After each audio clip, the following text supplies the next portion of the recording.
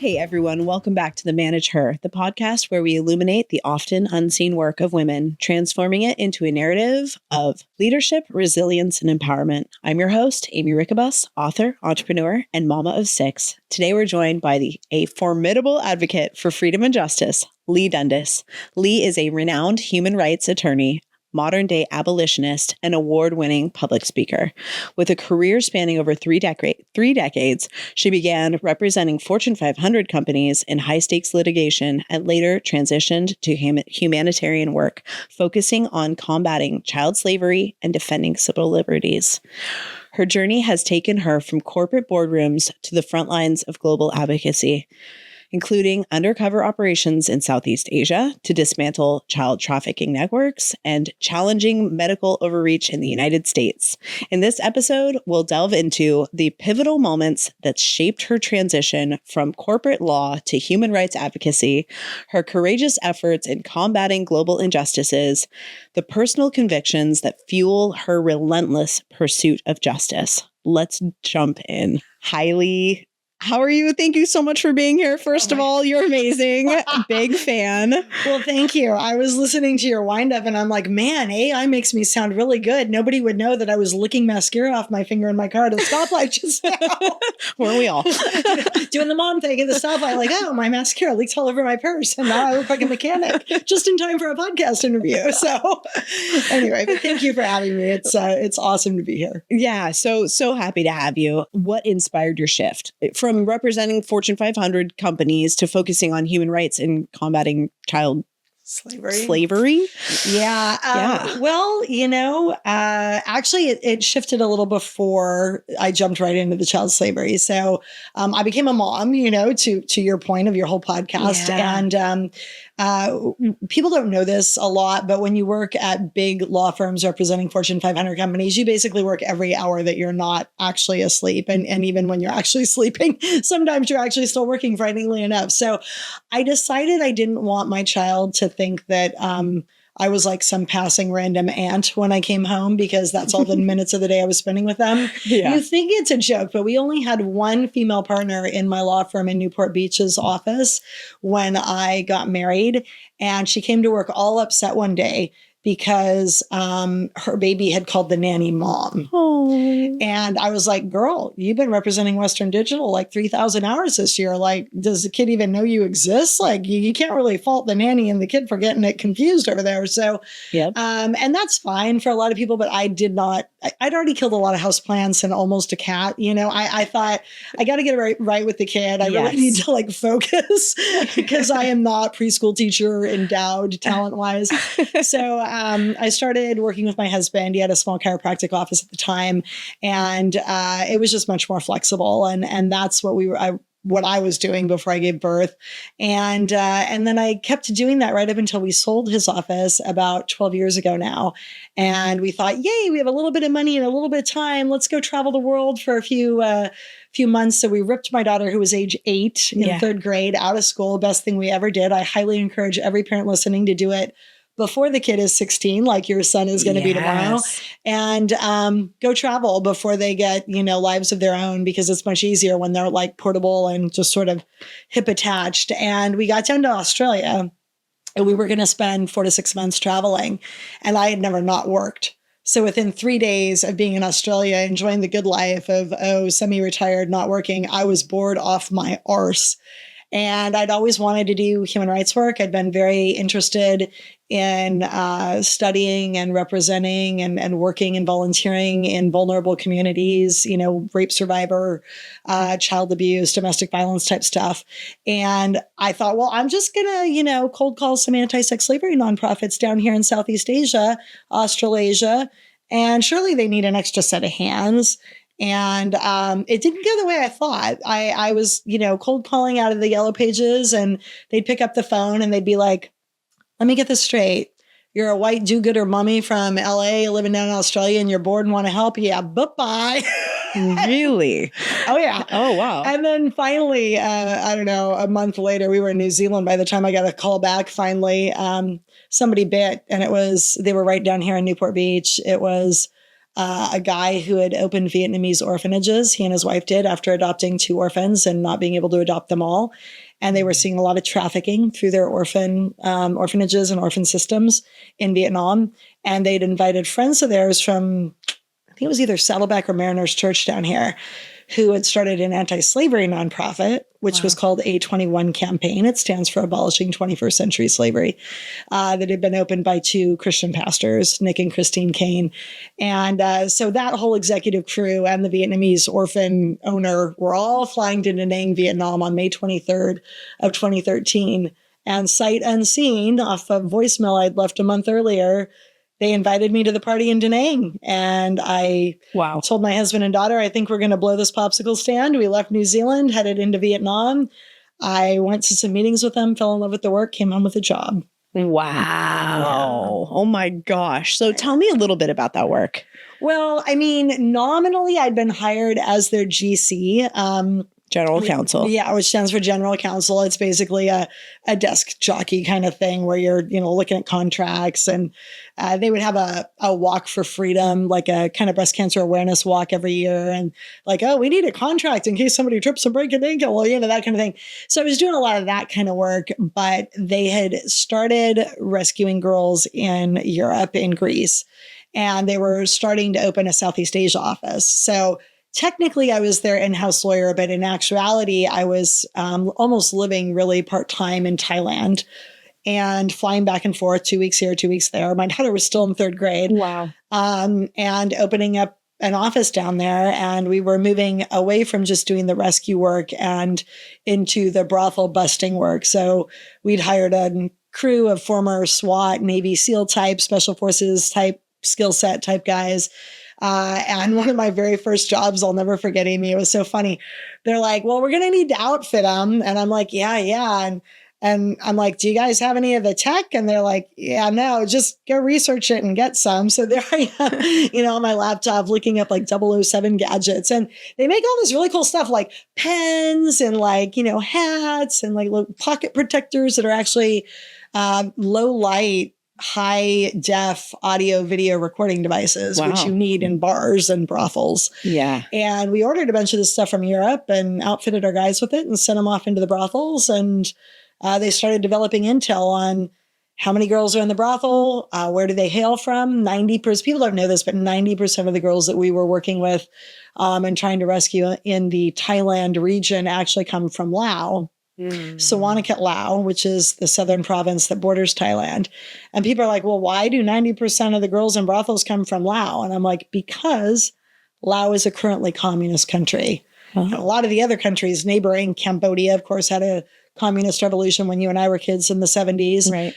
Late 70s, where Pol Pot came in and, going to make everybody equal and equally happy. Sounds like the Khmer Rouge, right? The Khmer Rouge came in and wiped out quarter of their population, shot them and face down into shallow graves. Yeah. And only the educated people, right? Oh, yeah. If you didn't have calluses and you had glasses, i.e. me, although this week I've been renovating my garage, so I'm starting to get some calluses. But yeah, I would have been first up to bat for being hatcheted in the back and let fall in a shallow grave because they wanted to wipe out the intellectual class. Wow. Because we're the ones who can actually push back against an overthrow. Wow. We've got resources.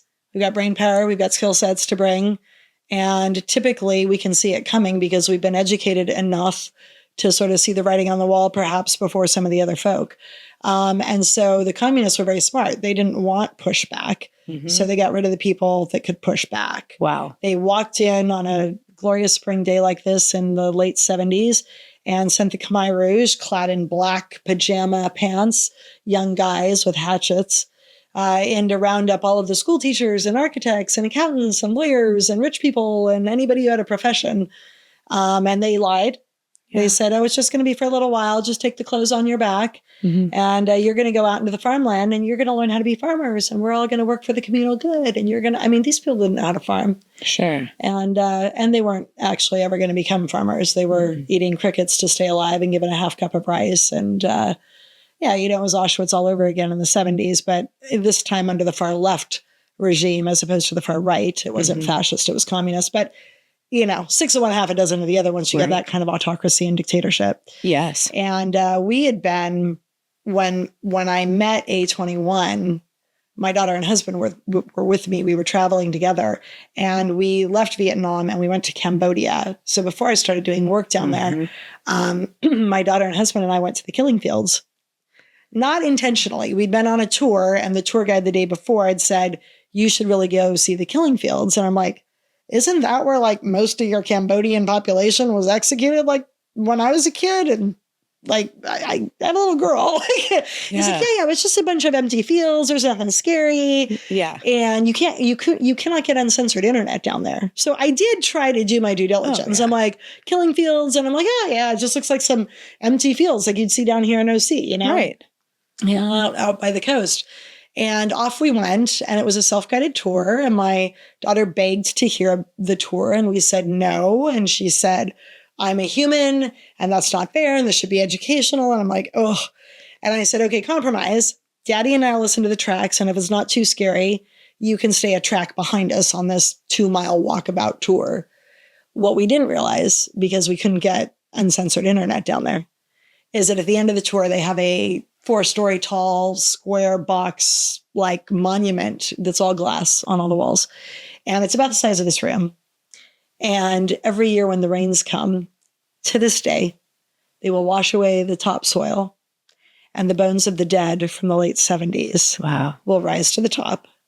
And so this never happens again in Cambodia. Those who have survived, the descendants, very carefully and gingerly gather up the bones and put them in the little monument, categorized by long bones, skulls, you name it. And with a little sign in Cambodian that says something along the lines of, so we never forget. Wow. So my daughter spies at the very end of this tour, this big building that we can't really clearly see. And like any self-respecting 8-year-old, she tears arse over to it. Right. And by the time fat little mommy and daddy catch up, she is eyeball to eye socket with a skull of a child that had been executed. Oh, wow. Probably at about the age she was. And she looked at me and she said, Mama, how did this happen? And I knelt down and I yanked her little jaw away from the glass case, and I made her make eye contact with me, because at that point, in for a penny, in for a pound. Right. And I said, those in power lied. And by the time the good people figured it out, it was too damn late. Let this be a lesson to you, my love. Don't you ever take the word of somebody in a position of authority simply because they're in a position of power. If anything, as a baseline, you distrust them until they've proven themselves. And my husband and I were taking bets on the way home as to how much therapy we were going to have to foot. I love this. I read about this. Mommy whoopsie. I read about this in your book, yes. And I absolutely loved it. Not a single cent of therapy. And she's about to graduate college. And I will tell you, she's in the middle of liberal hell. Yeah. She's at a California college, a well-known one. And right where our lovely senator goes to offer free extra credit to all the med school students on that campus to come push through the bills in Sacramento. And she's got my last name. And when they had little tents out in favor of Palestine a year ago, and all her little friends were like rah-rah and didn't even know what they were rah-rahing about, my daughter's like, you need to check yourself. Do you understand history? Do you understand Auschwitz? Do you understand fascism? Do you understand communism? Do you really understand what's going on here? Let me tell you something. You want your children to be raised in a way that is absolutely Teflon against all the crazy that's going on right now? Knock off the Grand Caymans and the Grand Canyon. Take your kid to Cambodia this summer. Wow. Right? Yeah. It's a tremendous lesson in where you can end up if you don't stand up. When people don't stand up. When people don't stand up. Yeah. That's why I named my book, Just Stand Up. Just stand up. Yeah, we got to stand up. We got to do a better job if we don't want to repeat things like that. Yeah, absolutely. And we have, we started going down a real slippery slope here. Oh, for sure. And it was, the guise of, safety and the greater good. Yeah. Yeah. It was the same playbook that Hitler used. I mean, it was all about keeping the Germans safe from typhus. The Jews were carriers of typhus, don't you know? Wow. Of course, everybody's a carrier of typhus once you put them in, Auschwitz and Warsaw ghettos, because they're living cheek by jowl and there's no sanitation and fleas carry disease. But at the beginning, they weren't carriers of anything any more than you and I were. But there's always some pretext. There's always some false flag. And our children need to understand so that they can actually not go running like lemmings and sheep over a cliff. Right. But yeah, that's how I got started doing the anti-slavery work. And people are like, well, how the heck do you get so poor you need to sell your eldest daughter to a brothel? And I'm like, you live in a communist country. Oh. Footnote for why you need to stand up here in America if you don't want this to turn communist on you before the next election. Exactly. Yeah, you're right. Yeah. So these poor communists sell their daughters. Yeah. And I didn't, to be fair, because you walk into doing this, or I'll keep it to my judging a book by its cover, prejudging. We all do. I mean, human beings stereotype. If we didn't, we wouldn't be able to get through the day with the decisions that would overwhelm us. So we stereotype, and it's a safe thing, and it's a biological imperative, or our brain would just be overwhelmed. That's the sociological underside of stereotyping. Of course, it's not cool to stereotype, especially if you're doing it along race or sex or, national origin lines. But you need to be able to put stars and shapes and triangles over here and stars over there. And we do it in our kitchen, and we do it driving down the street. And we do it in a lot of places. But with that said, and by way of excusing my own prejudging, I walked in to the brothel network assuming that there were good guys and bad guys. Sure. And then we took a crew just like the one you have here, just about the same size. We had a couple tripods. It was a Christian film crew out of Australia, and we took them into the brothel town I worked in. Mm-hmm. It has 140 child brothels in it. It's at the very bottom of Thailand that buttresses Malaysia.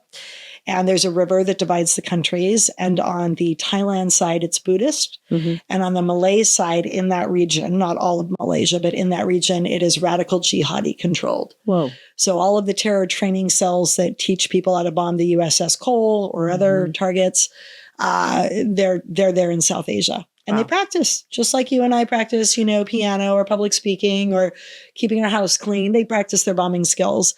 And the brothels over the river are the perfect fodder to bomb. Oh, wow. So the very first year I worked there, we had 330 bombs go off. Wow. Yeah, which is like a bomb a day.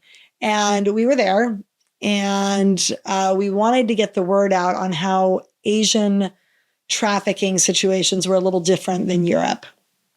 So we had brought this film crew into the brothel, one of the brothels, and only one of the girls had been courageous enough to volunteer to be interviewed. Mm-hmm. And we did the whole low light, shadow, 60 minutes kind of setup. So, you're just seeing shadowy profile. Yeah. And she was maybe 12 or 13 years old. And it was this time of day. It was, twilight heading into night. And she's like, well, I only have a little bit of time. I don't want to be late for my first date. Mm-hmm. And we popped her in the corner. And we had our tripods on her, and we asked her, did you know when you got to this brothel town, because she was from Laos originally, not Thailand, did you know what you would be doing when you got here?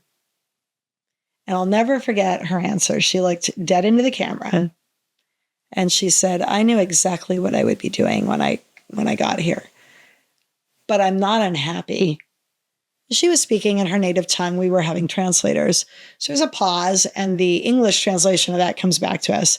And my British colleague who's sitting over here leans over and he goes, Leigh, nobody is happy to be in a brothel. Let's ask it again. There's something wrong with the translation. So we ask it a second time. Did you know when you got here what you would be doing? And for the second time in as many minutes, she looked dead into the camera and she said, I knew exactly what I'd be doing, and I'm not unhappy. And then she explained, because my 7 brothers and sisters have food on the table, and they're not starving to death, nor is my mother. And you could have heard a pin drop in the room at that point. I looked over to the corner. I've got 2 guys squatting down who are 20 years old, hands on their cameras. They got tears rolling off their chin. I had tears rolling off my chin. And I was like, well, don't I need to check my privilege at the door? Because I had walked into this room in a brothel, assuming that any family who sold their child to a brothel was the devil. How could you sell your child to a brothel? And what I learned is that is a very privileged thought. Because there but for the grace of God go you and I. You have no idea what you would do if you were so flippin' frickin' poor that 100% of your 6 children were going to starve to death this year if you didn't sell one, along with you and your husband. Right. Right? So if you and your husband and all of them are for sure going to die, Talk about a Hobson's choice. Talk about a catch-22. Right. Do you sell one to save the rest? Now they're all alive, including the one you sold for $300 US so that you can feed yourself. That's what the going rate was. $300 US gets a family of 7 in Laos, 9, 10 people in Laos through a year. Wow.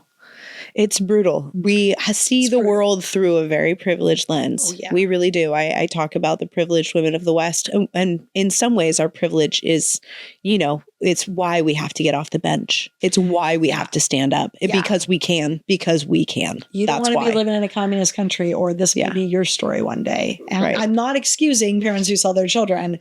I am just saying, until you walk a mile in another person's shoes, not to rehash that cliche, but it's a very different situation than I had thought walking into it. I thought anybody who sells their kid is evil.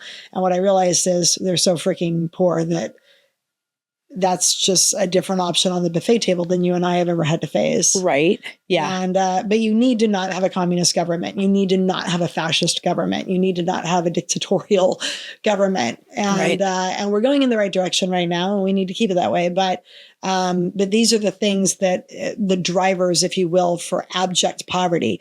And abject poverty is the driver for trafficking and other criminal cartel situations, whether it's drug trafficking or human trafficking, or although I like to think that human trafficking is the worst of the worst. Oh, absolutely. And then the organ trafficking, we're seeing that in the same places where people are just impoverished, where they can be taken advantage of. Yeah. Yeah. Sell your kidney so you don't starve. Yeah.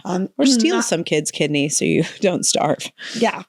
Go drug a kid. They wake up minus a body part. I mean, these things happen in foreign countries much more frequently. People are like, well, doesn't human trafficking exist in America? And I'm like, oh, yeah.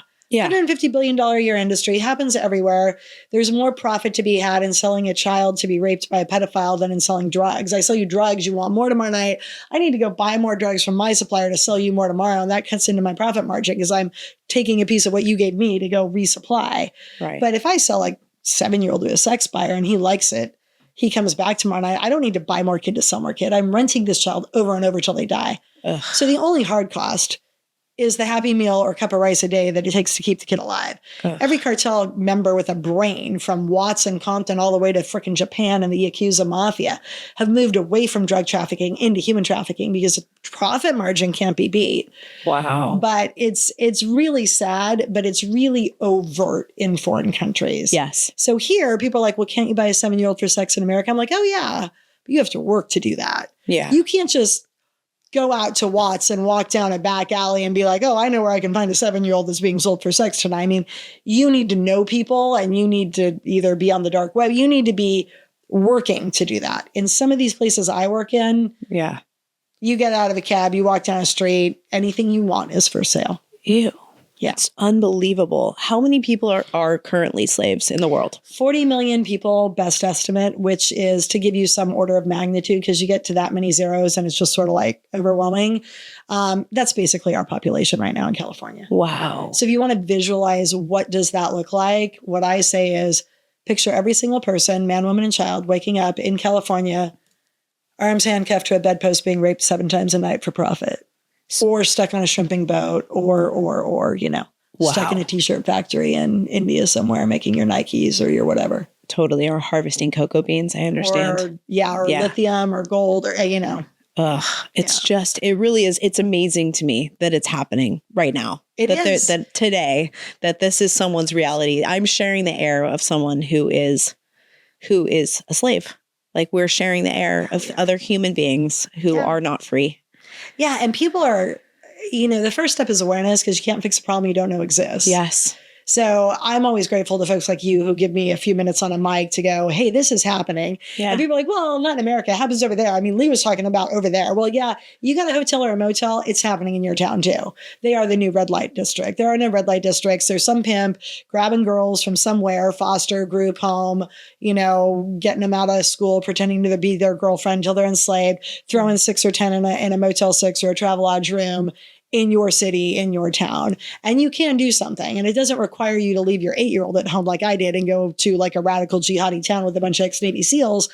You might be a graphic artist. You might be an accountant. You might be a camera guy, Right. Go volunteer your time. Yeah. Every dollar that the nonprofit doesn't spend paying their accountant at the end of the year, paying their graphic artist to get the word out, paying their florist to do the floral design for their end of the year gala is a dollar they can spend actually rescuing a girl. I love that. So you don't need to, if you don't want to get your hands dirty, if you don't want to go out in the street on Figaro in LA, handing out awareness literature and little gift packs to the girls down there, or go to Asia where I go, just sit behind your desk comfortably and give of what you have, whether it's your dollars or your time or your resources. There's something that everybody can do to help. Nice. And your favorite organizations that are doing this work?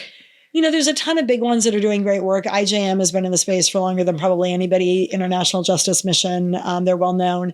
A21, who I used to work for many years, also very well known. I have an organization that's a 501c3 where I sort of side saddle both. I do anti-trafficking work, anti-rapist work, even if it's not trafficking per se, vulnerable child work. And then the pro-medical freedom stuff I also do in-house out of that moniker. And that is freedomfighternation.org. But yeah, there's plenty of people out there doing good work to support. Just find what fits for you. And I would say though, regardless of who you're donating to and what organization, I think people sort of put their brains on pause when they write a check, you know, and it doesn't matter if you're writing a $5 check or a $5 million check. People are like, well, check the box. I did good today. You know, I gave money to a good organization, bags to PETA or whatever. And you need to actually go figure out what they did with their money. Yeah. And make sure that it actually translated to lives saved. Oh, definitely. 80% wasn't being spent on some corporate salary for, their marketing guy or whatever. Like, go make sure that most of their money is actually going to the work and run the stats. I mean, most of the people who listen are business owners or want to be business owners. Yeah. You don't pay your marketer to bring you no leads. Or no viable leads. You need phone numbers so you can sell your widget, and that's the product of a marketing guy. And if he's not bringing you that, you get rid of him and you hire a new one. I think when people donate to nonprofits, they don't run that same back-end analysis. Like, did my money actually do something good? I know I gave it, but I encourage you to follow it through and make sure it's doing what you think it's doing. Yeah, I love that so much. And how do you envision the future of human rights advocacy in an increasingly complex global landscape? I think that there's been a lot of waking up that's gone on in the last 5 years. I think that even the youth that are not on a certain political side of the equation were run roughshod over just by virtue of the pandemic being no proms, no football games, no graduations. And the 1 year got it real bad because then they had their campuses taken over with the whole Palestine-Israel thing. So they didn't have... The ones who didn't have a high school graduation during COVID ended up not having college graduations in many cases. Oh, no. And it left them, I think, upset and pissed off. But there's a lot of energy with upset and pissed off. And our goal is we need to focus that. Yeah. I think a lot of people have woken up on various fronts, whether it's, hey, human rights abuses are occurring, organ harvesting, human trafficking, just, poor people that need help in your community, whatever it might be, politically where we are, medical freedom wise where we are. And now we need to harness that and point it in the right direction. Yeah. And now that people's engines are running, it's an easier task. You need to point them toward the hill they need to take, put a little gas in their tank and be like, you can do it. Now go take the hill. Yeah. And so that's why I've shifted. I mean, I think I've given almost 400 speeches over the last 5 years. And that was great. And I don't regret it. But now I'm trying to get, like you, other people activated. Yes. So I've got this education class. It's 20 hours online that a Christian college asked me to create. It's called The Psychology of the Winner. And I created it spring a year ago. You can now get it off my website, leighdundas.com. And you can watch it from anywhere in the world. I've had people in Sweden, Singapore, and Italy take it. Amazing. And it goes over a lot of things, but in the main, how to recognize the ways we've been brainwashed. Because once you see the guts of it underneath the car and you know how it works, you can kind of spot it coming. Oh, yeah. Once you've looked at that hood and you don't fall prey to it as much. And then once I've sort of cleaned everybody's windscreen, so we're like on a level playing field, then I take them into all of the incredible body of neuroscience coming out that shows us that literally what we say and what we do creates our reality. And if we're a little more I don't want to say cautious, but artful about what we tell ourselves and how we tell ourselves and what we tell our kids, we can create amazing realities. And this is what we need to be doing. Yeah.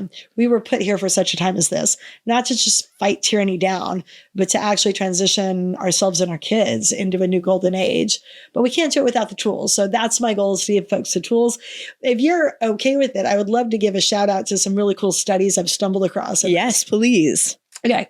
So the San Antonio Spurs win 117 times as many games as they should. So there's all these like a bookie accountant people, and I'm not a big sports junkie, but who at the beginning of the every year, they figure out the odds of this team winning versus that. And usually apparently they like run a pretty, they may not be spot on, but they can tell who's going to be trailing from who's going to be in the top three. And that works very, very well most years, except for the San Antonio Spurs, who, no matter what kind of talent they have on their roster in any given year, on average, they are winning 117 times as many games as they should have, given the level of player they have year in, year out. And it really begs the question, what is Coach Popoff, I think is his name, or Popovich or something like that? What is that guy, what is that coach of that team doing that is so markedly different? Yeah. That he is getting winners out of just whatever hand he gets dealt. Right? And he is doing something very, very specific. They had a fascinating experiment in the late 60s, before I was born, called the Pygmalion experiment, where they told teachers in like 3rd and 4th grade classes and kindergarten classes and junior high classes, hey, this half of the class is smarter. We've segregated it. The ones are, the smart ones are on the right, not so bright on your left. And in reality, Aimee, the class was just, it was a motley crew of mixed, not designated really one way or the other. But that's not what they told the teacher. What they told the teacher is smart is over here, dumb is over there. And they said, but don't treat him any different, and they videotaped her to make sure she wasn't giving any obvious cues like, hey, smarty pants, come do the equation because the dumb one over there couldn't finish it. There was none of that going on. Right. Overtly, she was behaving the exact same way to the smart, labeled smart half from the dumb half. And yet, by the end of the year, those who had been falsely and erroneously labeled smart were performing in some cases almost 25 to 27 IQ points higher. Wow. Apparently eating eggs every day can also make your kid about 10, I think, IQ points higher. Wow. Little things that we can do, right? So perception creates reality. Yes. What you tell yourself, and particularly what you tell your kids, creates reality. Definitely. And one of my favorite ones is the rat study. Are you familiar with that rat study from Harvard? Please tell my listeners, because this is one of my absolute favorites. Yeah. So some Harvard psychologist way back in the day, I want to say it was like the 50s, don't quote me, but a long time ago, before I was born, he had some lab rats that he was doing some experiment on. And I think this experiment that I'm going to talk about was a bit of a tangent. So one day he gets a wild hair, as I recall, and he's like, well, I'm just going to see how long my lab rats can swim. So he takes some rats and he drops them in a vat of water, like a barrel of water. And he's like, all right, let's see how this goes. And on average, they tap out after about 15 minutes of swimming. And he's like, well, that wasn't a very remarkable performance. You hear about all these rats that escaped Christopher Columbus ships and had to swim to shore. He's like, 15 minutes, man. He's like, maybe that's because they're fat and they're lazy and they're my lab rats. So he goes out, he has his assistant go trap some wild rats, right? So he's like, okay, now it's going to be on, right? These are wild rats, they're clever, they're having to work for their meal. They're not getting fed 3 square meals a day by my assistant. So he throws the wild rats into the water. These suckers are drowning at minute freaking 2. And he's like, holy freaking heck, what is going on? The wild rats aren't even swimming as long as the fat, lazy lab rats. What could possibly explain this? So he ruminates on it a bit and he's like, well, maybe the reason my fat, lazy lab rats are outperforming the wild rats is because 2 or 3 times a day, there's this thing called a human who wanders into their universe and cleans their cage, feeds them a meal, and maybe in their little rat brain, they're holding out hope of a rescue by this humanoid. So he decides he's going to put the hypothesis to the test. So he gets a whole new crowd of critters, throws the rats in, and at minute 15, when they're about to drown, he rescues them right before they sink. And he takes them out and he tells off their little fuzzy rat heads and he tells them, oh, what good little rats you are. You've got this. No problem. You can do this. You're strong swimmers. And he throws them right back in. Okay, so assume you did not know the answer to this study, because I think you do. had you only heard this study for the first time right now, would you think that on the second pass, they were going to swim fewer minutes, about the same? Mind you, they'd already swum to full muscle failure like just a second ago, or a little bit longer with some words of encouragement in there? I mean, I would think less, right, because they're worn out, right? Yeah, they just ran a marathon. Yeah, right? yeah. Like fun, figuratively speaking. So that's what most people say is less, or well, maybe with the little words of encouragement, it balanced out, maybe about the same on the second pass. They actually swam longer. Do you remember how much longer? No, how much longer? 3 freaking days. 3 days. They swam for 3 days. That is the power of encouragement and a positive word. So I am now doing corporate trainings on that. I love that. Yeah. Did you know if you put 1 bag egg in a small group, it'll drop the group's productivity 40%? So if you're running $1 million payroll and you've got a couple bad eggs in your midst, you're running $1.4 million just to counteract the bad eggs and get back to net zero. Wow. Don't you think it's important to know how to spot the bad egg, get rid of them, or bring them on board so they're not dragging you down? Yeah. And these are the things that, see, I was a social psych major yeah, in college. Please. Yeah. Yes, please, Leigh. These are the things that fire me up. And I'm like, I don't care if you're a rich businessman or you're a soccer mom trying to get the PTA bake sale going on like you and I have all done. Yes. You need to know how to get the bad egg to play ball or to leave them to the side where they're not dragging your team down. Yes. You're coaching your kids' little league, your soccer. I mean, these are the things that make the world tick. And we've all been doing it the hard way. We've been managing others, whether it's in our house or in our small groups at church, at home, at work, at school. And without knowing these things, we're doing it the hard way. Yeah. Don't you think it would be a wonderful thing to make your kids' team the San Antonio Spurs of whatever sport it is? Yeah. Yes, please. So this is what's in my 20-hour education course online. Okay. It counts for homeschooling. It counts for Psych 101 class in college. Amazing. And I've got 90-year-olds taking it along with little kids. Awesome. And it's also, I'm going to be doing corporate trainings on this stuff for just organizations, businesses. This, because it's profound. It's profound. One of my biggest takeaways from reading your book, Just Stand Up, was this one. I went, whoa, that is profound. It stuck with me. And I think I may have even mentioned it in my book, The Manager. Yeah. And the more the better, because this is our job. Like imitation science form of flattery. Bobby Kennedy quotes one day he heard me on a podcast or an interview and he's like, what's that study you just cited? And he's like, get me that. And the next day I'm in Kentucky and he's blowing up my phone as I'm about to walk on stage. Like, you didn't get me the study. I'm like, dude, I've been on a plane since the last time I saw you. Right. And all my friends were saying, isn't this the study when he was speaking in Germany in front of 2 million people that you're always quoting? And I'm like, yeah, but he didn't know about it until I said it. And we need the whole world quoting these studies because that's how we learn. That's how we do better. You do better when you know more. Well, we're change makers and change makers need to do, it's about how do we change the world for the better? Indeed. And it's about amplifying the positive messages. How can we do this better? We know we can. We're smart. And on that note, and I know we're running up against time, I'm guessing we are. The internal mommy alarm clock is going off in my head. But I would like to end on 2 other notes of holistic, healthy living, because the last thing we need is for the moms and dads of the world to be going down for the count when they're good-hearted and they're good people. And if they're listening to your platform, they're both. Mm-hmm. And so I'd love to give a shout out to 2 things that are sort of cutting edge and life-changing on the health realm. Yeah, go for it. Okay, cool. So one of the things is we've white labeled it Patriox. It is a Patriot oxygen water. Ooh. And it is not like any of the other waters you've ever heard about. It's not Kingan. It's not hydrogen. It's not structured. It's not ionic. It's not any of that. And it's not oxygen infused. It is literally liquid oxygen being delivered by way of water just to get it into your system. Think of it as a hyperbaric chamber in a glass of water. And so I'm old school. We're doing this old school, like 3rd grade from the 70s right now. But if your little camera can zero in, this is a lady's blood, right, on microscopy, right, before she drank the glass of oxygen water I was talking about. For those of you who are not Judy Mikovitses of the world, your blood should not look like the Hawaiian Island chain. This is very not good blood over here. She drank a glass of water. This is the same lady's blood 2 minutes after drinking the glass of water. It went from all clumpy nasty to looking like normal, healthy blood. So fascinating stuff. They had an autistic kid who'd never spoken a word, 14 years old.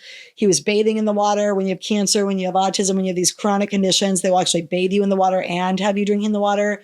ended up speaking a full sentence by the end of the first week of baths and drinking the water. So just phenomenal stuff. I encourage you, if you've not heard about it and you have just little stuff, brain fog, and like, oh, I'm not firing on all cylinders, or something more major going on, check it out, because we are, 60 some odd % water, and we are what we eat and drink. So there's that.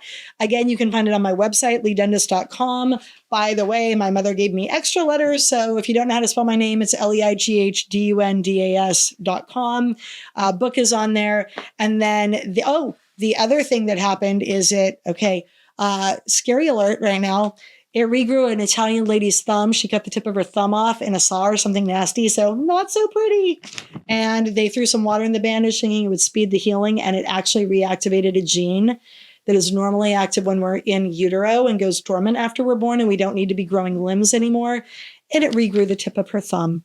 Wow. Which was shocking to the University of Italy in Milan, and was like, what? So again, I'm not saying it's going to do that for you. Can't make any claims, but things to think about, just really fascinating things. And then stem cell, very cutting edge. People have heard about it. The nutshell version, if you don't know about stem cell, is it's like a blank slate cell that goes in your body and can grow up and become any type of cell. It can become fat. Nobody wants that usually by our age. Muscle, ligament, tendon, spinal cord tissue, like you name it, it can just grow up and sort of pick a major in college. So most recently, this was almost a year ago to the day, this is a little dude. He was a surfer down in San Diego, fell off his surfboard about 10 years ago, took a header in a sandbar, broke his neck, full quadriplegic, could not move anything below the neck. ABC News 7 was in his backyard April 2nd last year, literally, 60 weeks ago? Videotaping with him with a news crew walking around his pool deck, quadriplegic, walking. So again, people are like, well, I don't know. I've heard about that stem cell. Does it really work? Is it effective? I'm like, yo, dude, it's getting quadriplegics vertical. Japan just had about a week ago, the same thing. They were like, we've got quadriplegics walking too. My husband and I treated a guy who was high paraplegic in November. And he told my husband about a week and a half ago, his physical therapist thinks he's about ready to start walking. Amazing. So it takes a while. It's kind of like being pregnant. You don't make a baby overnight after a hot date. It takes 9 months. You need to regrow tissue. You and I have had it done recently, but I'm super excited about what the future holds for my little joints. And so if you guys are interested, you want to learn more, you can go to my website, leighdundas.com, click on the healthy living, fill out a little form. We'll call you. We'll get you more data on it. It's just amazing. It really is. I have to say that we're living in a time that's unique, and I just feel like it has tremendous potential. It's Star Trek. Yeah, it really is. I mean, you and I grew up like with sci-fi, like, oh, you can bewitched, wiggle your nose and cure things. Right. And now, of course, in America, you can't cure anything. Well, maybe with Bobby Kennedy in place, we can start curing stuff. I hope so. Minimally, when you check out these new cutting edge technologies, they are reversing. That's the word you are allowed to use. Reversing chronic disease and conditions. Oh, fantastic. And I am like you. I just feel blessed and brilliant to be alive during these amazing times where scientists with way more gray matter than me are figuring out how all this stuff works. Oh, yeah. I'm like, thank you, God, for putting me into this time. Right? I really do feel super blessed to be here at this time, at such a pivotal time for humanity. Yeah. We're on the brink of such greatness. We have so much potential as a species. And I just really, that's what the manager's all about is, I'd love to see all of the women activated into their full potential. And let's be real, no offense to the men in the room. Yeah. We're the ones who are going to do it. We're the mama bears. We're the ones who, shoot 8-pound babies out our, nether regions. Like, God put us here. We are the leaders in our home. And I don't think it's any coincidence that we're here right now, right during this era.